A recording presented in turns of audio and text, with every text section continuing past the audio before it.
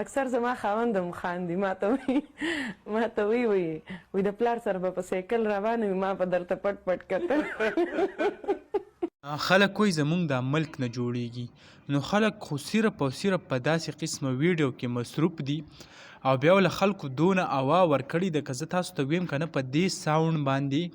دا کومه ګانا چې تاسو دا کوم ویډیو چې تاسو کته په دې باندې تقریبا څه 10,000 نه بر ویډیو صرف او صرف د دې هلک سره هغه ډویټ شوی دی ورسره په لکاو کمنټسونه او لایکونه او دونه شیر کېږي په میلیونونو په ویوز راغلي دي. زاریان دې خلکو ته یم چې په دې باندې څه شوي څه دي ځکه که تاسو فیسبوک یا ریلز ګورئ یا دې نه علاوه د ټیک ټاک ویډیو ګورئ نو د دې هلک ویډیو چې کوم دی پکې دونه ډېرې موجود دي لکه خلک یې دونه ډېر زیات خوښوي بس ځان باندې لوپټه اچېلې ده او کوم خلکو ته چې کوم دی هغه ځان شو کوي دا سوچ هم نه کوي چې زه خلکو ته ښیم څه او دا خلک زما ویډیو هغه ولې خوښوي.